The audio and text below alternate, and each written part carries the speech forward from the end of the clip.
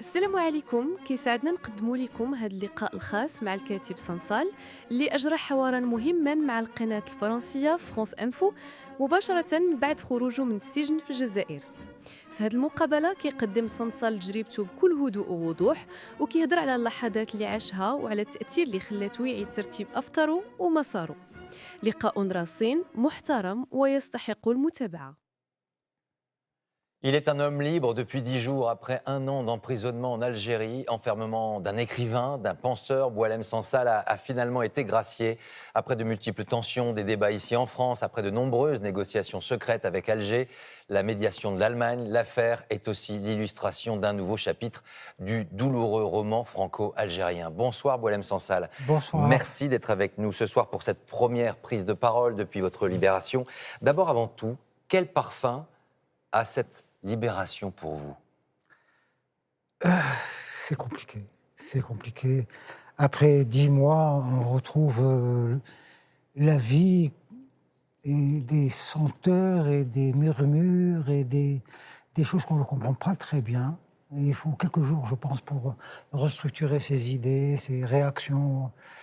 Il y a des choses qui m'exaltent. Une odeur de café. Quand je passe quelque part, une odeur de café me rend dingue. J'ai rêvé tellement de ça. Voilà, donc on a besoin de quelques jours pour mettre les mots exacts sur les événements. Et en plus, c'est que après une longue période d'emprisonnement, on perd son vocabulaire. Vous constaterez d'ailleurs que j'ai du mal à... Oh, je cherche mes mots. Oh, vous allez les trouver, j'en suis sûr. Comment allez-vous? Ça, c'est une question aussi essentielle. Vous êtes malade, on le sait, c'était une source d'inquiétude pour tout le monde, pour vos proches également. Comment allez-vous? Moi, je vais bien, je vais bien. On a détecté, diagnostiqué un cancer de la prostate. J'ai été traité pour ça, de manière tout à fait remarquable, par des professeurs et des médecins consciencieux, sérieux, qui m'ont pris en amitié d'ailleurs, qui ont fait plus que leur devoir. Et je suis sorti donc de leurs mains en bonne santé. Mais patatras, en arrivant à Berlin, à l'hôpital militaire de Berlin, on a quand même diagnostiqué des petites choses. On me demande de voir ça une fois à Paris. Bon, on verra ce que c'est. Je crois on a trouvé une certaine anémie, hein, donc j'ai moins de globules rouges qu'un homme en bonne santé, et puis j'ai des ulcérations au sein de l'estomac. Je pense que c'est anodin, ça peut passer très vite, mais ça peut avoir des causes profondes, on va les explorer et on saura bien. Alors, on a bien sûr de nombreuses questions à vous poser. On a envie de vous entendre, d'écouter vos mots. On a aussi beaucoup parlé pour vous, ici en France, durant votre incarcération. Revenons d'abord sur le récit de ces 12 mois depuis votre arrestation à Alger, le 16 novembre 2024. Boualem Sansal. Sa vie bascule le 16 novembre 2024. Qu'est-il arrivé à Boualem Sansal? L'écrivain franco-algérien aurait été arrêté samedi à son arrivée à Alger. L'inquiétude autour du sort de Boualem Sansal. Boualem Sansal restera derrière les barreaux. L'ancien haut fonctionnaire algérien est devenu un écrivain reconnu en France et en Europe. Son premier ouvrage, Le Serment des barbares, lui vaut un succès littéraire immédiat. L'Algérie est comme ça. Nous avons vécu 30 années durant sur des supercheries, sur un regard biaisé de l'histoire. C'est aussi un homme engagé, critique de l'islam et du pouvoir algérien. Farouchement libre, il n'hésite pas à accorder des interviews parfois controversées. Dans l'une d'entre elles, il affirme que c'est la France du temps de la colonisation qui a accordé à l'Algérie une partie de son territoire aux dépens du Maroc. Des propos qui lui valent sa condamnation à 5 ans de prison en Algérie. Vous m'envoyez aujourd'hui un imposteur qui ne connaît pas son identité, qui ne connaît pas son père et qui vient me dire que la moitié de l'Algérie appartient à un autre État. Son arrestation déclenche une large mobilisation de ses pairs notamment, des écrivains de renommée mondiale et de ses amis. Il n'a commis aucun crime. Il a parlé, il a dit, c'est un homme qui s'est exprimé librement. Mais l'écrivain est devenu un des éléments du bras de fer diplomatique entre Paris et Alger. Les sujets de discorde se multiplient. La reconnaissance par la France de la souveraineté du Maroc sur le Sahara occidental, les restrictions de visa accordées aux Algériens, le refus d'Alger enfin d'accepter ses ressortissants expulsés de France, les fameux OQTF. La crise est sans précédent. On voit bien que l'Algérie cherche à humilier la France. C'est l'Allemagne qui a permis sa libération en jouant les intermédiaires entre la France et l'Algérie. C'est en homme libre que Boualem Sansal atterrit à Berlin il y a 10 jours, après 1 an de détention en Algérie. Et on retrouve Boualem Sansal qui est donc avec nous ce soir pour ce premier témoignage depuis sa libération. Boualem Sansal, quelles ont été vos conditions de détention? Celle de toute prison, à la fois normale. On est réduit évidemment de tous les côtés. Déplacement, on ne peut pas parler, on ne peut pas agir comme on veut. Pas de veut. contact avec d'autres détenus? Pas de contact avec les autres détenus, ni surtout avec l'extérieur, d'aucune manière. Je n'avais même pas d'avocat. Donc j'étais coupé du monde. La vie est dure dans une prison. Le temps est long. On se fatigue, on s'épuise très vite, on se sent mourir. Au bout d'1 mois, 3 mois, on ne se reconnaît plus. On a perdu de sa masse musculaire, on a perdu la moitié de son vocabulaire. J'ai du mal à parler. Je suis obligé de chercher chacun des mots pour eux. Les relations avec vos geôliers, entre guillemets, les gardiens de prison, ils vous parlaient, qu'est-ce que vous représentiez pour eux? Rien, ils sont très professionnels. Ils vous garderaient comme ils me garderaient, comme ils garderaient n'importe qui. Pas d'échange, pas de dialogue. Pas d'échange, ils viennent, ils ouvrent la grille, ils s'en vont, ils vous remettent en cellule, ils referment, ils partent.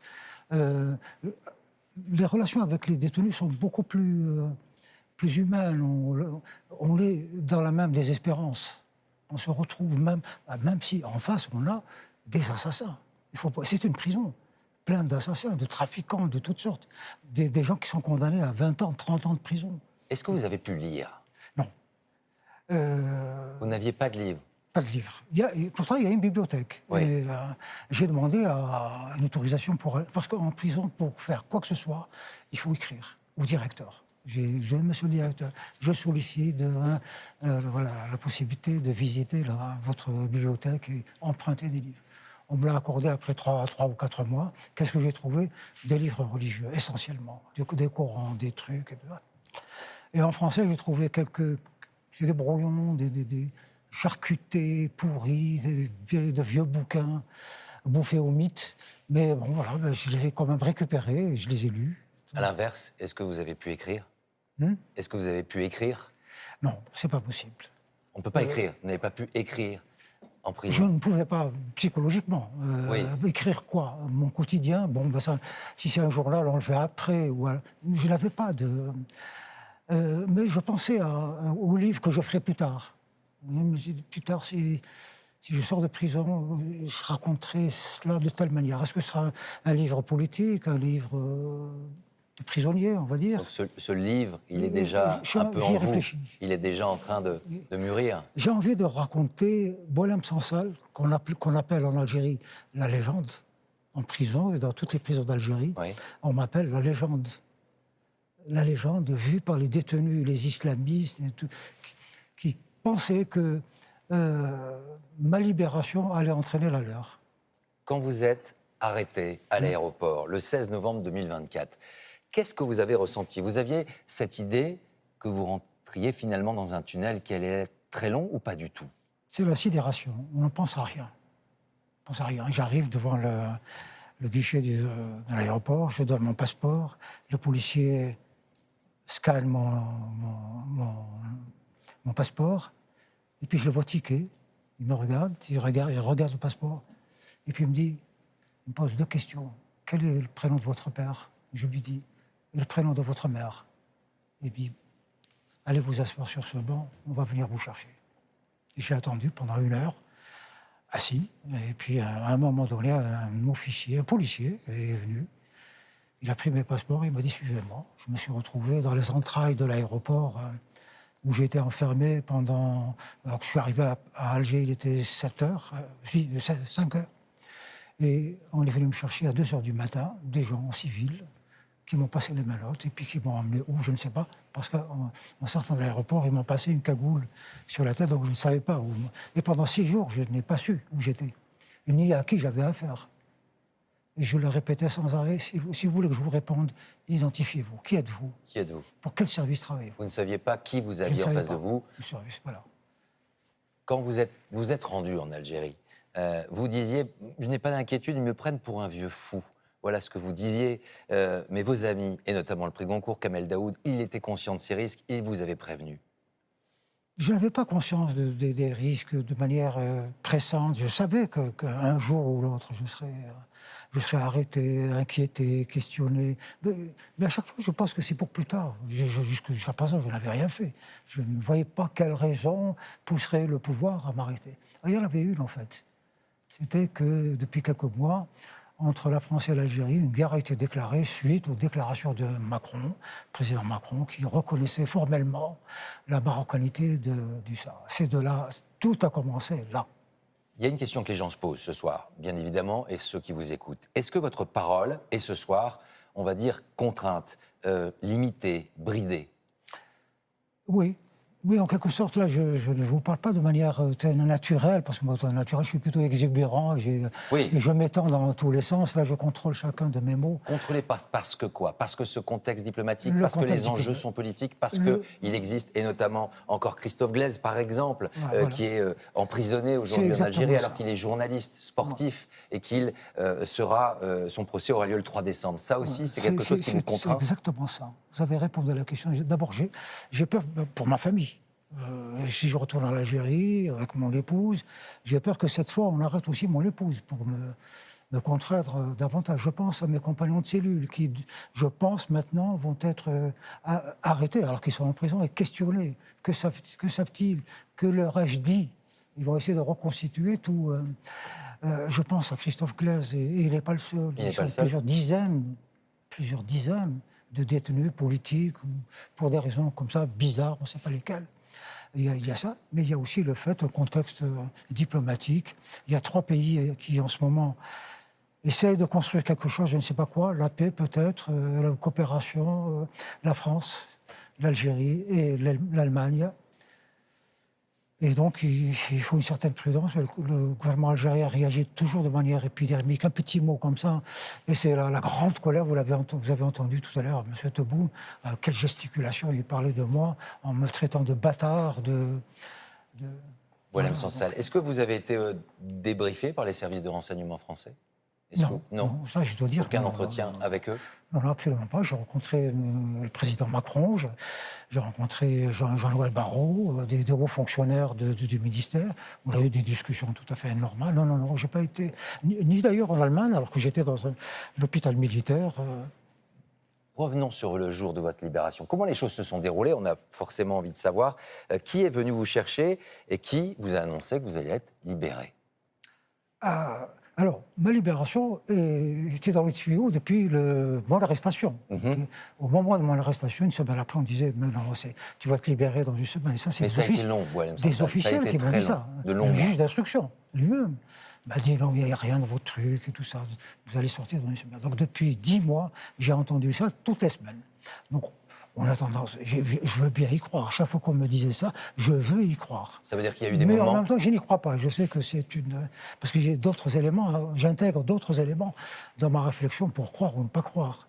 L'atmosphère qui règne dans la prison, le contexte. Et donc, 2 jours avant ma libération, on vient me chercher dans ma cellule, on vient m'extraire de ma cellule. On me dit, ramasse tes affaires. Je ramasse tout. Mes petits paniers, mes petits trucs, mes petits gâteaux, voilà, mon petit frigo.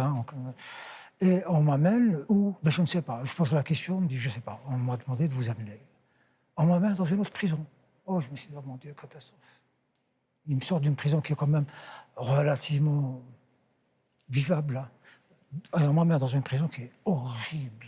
Qui est à Alger, mais une vieille prison pourrie, salpêtrée de tous les côtés. Et moi, je me retrouve là-dedans, on refait une arrestation. Donc, je remplis des papiers, des empreintes, je signe. Une fois que c'est fini, on me dit, ramassez vos papiers, vos affaires. On va où cette fois? Et il m'amène à l'hôpital. Retour à l'hôpital, où j'ai été. Et là, je m'installe pour la nuit, j'ai mes affaires. Je me couche le lendemain, très tôt. Alors que j'attendais le petit déjeuner, mais enfin, café, morceau de pain. On vient me dire, ramassez vos affaires, encore une fois. Et remballe tout. Et je me retrouve dans une sorte de cour. On me demande de m'asseoir sur ce banc-là. Et je m'assois et j'attends. Plusieurs heures sont passées. De 8h du matin, quasiment jusqu'à 17h. J'ai attendu là. Bon, de temps en temps, on me donnait à manger, un café. Et puis, à un moment donné, on me dit, hop, on me met dans un fourgon et on démarre, on s'en va. Je dis au chauffeur, on va où? Il me dit, je ne sais pas. Bon, on roule, je lui repose la question. Il me dit, on va au Boumerdès chercher votre femme. Mais pourquoi? Ma femme, qu'est-ce qu'elle a à voir là-dedans? Pourquoi on va la chercher? Ah, je ne sais pas. On m'a dit, il faut aller. Et puis, à un moment donné, je lui dis, mais ce n'est pas la direction de Boumerdès, là, vous m'amenez où? Dites-moi la vérité. Il ne répond pas. Et là, tout de suite, j'ai compris, j'ai regardé par le petit Vasislas, là, on arrive à l'aéroport. Donc je me suis dit, ils vont m'expulser. Voilà. Là, j'ai compris. Je me suis dit, ils vont m'expulser, mais où, comment, etc. Et vous n'avez eu aucun dialogue avec une autorité algérienne qui vous aurait... Si, la veille... La veille, il y a eu un visiteur de nuit? Voilà, c'est pas un militaire. La veille, j'étais avec mon professeur qui me donnait des instructions concernant la suite. Hein, donc voilà, des trucs, il faut faire ceci, il faut faire cela, très très bien. Et puis à un moment donné, il m'a mis dans un bureau et il y avait un jeune monsieur là-dedans, très autoritaire. J'ai tout de suite compris que c'était ou le patron des services secrets, ou en tous les cas, quelqu'un de très important. Qu'est-ce qu'il vous a dit, lui? Très amical. Alors, il disait toujours, dans l'hypothèse où vous sortez, est-ce que vous allez continuer vos critiques sur l'Algérie? Je dis, monsieur, je n'ai jamais critiqué l'Algérie. Je critique un régime, je critique des gens, je critique une dictature. L'Algérie, c'est pourquoi je critiquerai l'Algérie. Oui, mais là, vous y allez fort, vous touchez à la religion, c'est hyper sacré. Vous avez reconnu des machins du Sahara occidental, vous vous rendez compte de l'importance, les lignes rouges, les lignes... Je dis, monsieur, mais qui trace les lignes rouges? Moi, je ne connais que les lignes rouges définies par la Constitution. Et la Constitution garantit la liberté d'expression. Donc, il n'y a pas de ligne rouge avec moi. Il dit, oui, mais sens politique. Vous êtes un citoyen, vous devez réfléchir et tenir compte que votre pays est en difficulté, qu'on a affaire à notre ennemi, la France. Enfin, vous voyez le topo de... Votre libération a bien sûr une intense dimension politique, diplomatique, et on vient d'en parler. Est-ce que vous avez été surpris d'abord d'atterrir en Allemagne? Oui, je ne m'attendais pas du tout. Lorsque je suis arrivé à l'aéroport, on me sort du fourgon, qu'est-ce que je vois? C'est un avion siglé présidence allemande, c'était l'avion du président. Parce que l'Allemagne a joué un rôle important dans votre libération d'intermédiaire. Voilà. Je crois qu'il y a eu un accord entre les trois gouvernements, que je sois d'abord remis à l'Allemagne et pas à la France, parce que ça aurait pu être interprété comme étant un échec, une humiliation pour l'Algérie. Est-ce que vous, au fond de vous, vous avez une idée précise de la raison essentielle de votre arrestation? Elle repose sur quoi? Des rapports compliqués et complexes entre la France et l'Algérie? Ou est-ce que vous êtes victime également de vos écrits, de vos prises de position? Non, pas du tout. Quand Sylvain Tesson, cette semaine... Mes livres sont disponibles en Algérie. Ils ont été interdits un certain temps. Enfin, certains livres. Mais mes livres sont disponibles en Algérie. Quand Sylvain Tesson, cette semaine, dans Le Point, dit « Sommes-nous dignes de recevoir celui qui ose regarder, affronter l'ennemi que nous n'osons même pas nommer ?» Ah oui, qui a dit ça? C'est moi qui aurais dit ça? C'est Sylvain Tesson qui a dit ça. Ah oui, Eh ben, ça me touche beaucoup. C'est qui l'ennemi? Ça serait qui? Ça serait l'islam radical, l'islam politique? Oui. C'est pour cette raison-là que vous avez été arrêté? C'est un mélange de beaucoup de choses. Il y a l'ultranationalisme, tout ce qui vient de France blesse beaucoup les autorités algériennes et les chocs, les énerve, les met en colère. Il y a la question du Sahara occidental, il y a le fait aussi que, mais ça c'est un crime de lèse-majesté que personne n'oubliera jamais, je suis allé en Israël, et de manière officielle, je ne me suis pas caché, je suis allé en partant d'Alger. Votre libération, elle a été également un enjeu de débat en France, assez passionnel. Si on résume, d'un côté, il y avait la ligne de ceux qui refusaient, je cite, finalement une diplomatie de bons sentiments, qu'a incarné le ministre de l'Intérieur à l'époque, Bruno Retailleau, puis de l'autre, une ligne de dialogue où les liens se sont renoués, et la visite de Laurent Nunez prochainement est un signe qui effectivement confirme cette ligne nouvelle. Le président de la République, depuis le G20, il y a quelques heures, affirmé qu'il y a quelques heures qu'il souhaitait bâtir une relation d'avenir avec l'Algérie. Elle est où, votre ligne à vous? Qu'est-ce Moi, qu'il je faut suis faire? depuis toujours pour la réconciliation entre la France et l'Algérie, qui ne s'est pas faite. Elle aurait dû se faire en 1962, comme les Allemands et les Français l'ont fait après la Deuxième Guerre mondiale, malgré les atrocités de la Deuxième Guerre mondiale. On a raté le coche à cette époque, on aurait pu le faire. On ne l'a pas fait, on a reporté ça d'année en année. 60 années sont passées, on est encore en train d'utiliser un discours de la guerre de libération. Tout est ultra secret, tout est caché, tout est... Vous disiez possible. tout à l'heure que vous êtes entretenu avec le président de la République. Est-ce que depuis votre libération, vous êtes entretenu avec l'ancien ministre de l'Intérieur, Bruno Retailleau? On va se voir, probablement, dans les jours qui viennent. Oui, on s'est téléphoné, c'est mon ami, on s'est téléphoné. Il était évidemment très content de savoir que j'étais libre. Vous ne considérez pas qu'il a été un obstacle à l'époque où il était ministre de l'Intérieur, à votre libération? Je pense, oui, d'une certaine manière, oui. Je pense d'une certaine manière, oui, parce qu'il offrait à l'Algérie l'occasion de rebondir sur « Regardez, c'est notre ennemi, il nous déteste, etc. » Oui, mais avec ou sans Bruno Retailleau, ils auraient réagi de la même manière avec n'importe qui. Et ils ont réagi de la même manière avec Jean-Noël Barrot, qui tenait un discours diplomatique. C'est le discours officiel, quelle que soit la personne qui est en face. Boualem Sansal, il y a eu un débat, on a beaucoup parlé pour vous en France. On vous a même lié à l'extrême droite. Ouais. Qu'est-ce que vous en pensez? Vous réfutez cette idée ou finalement... Je ne suis d'aucun parti. Je ne comprends pas. Donc, les gens... C'est vrai que j'ai des amis partout, dans toutes les couches de la société.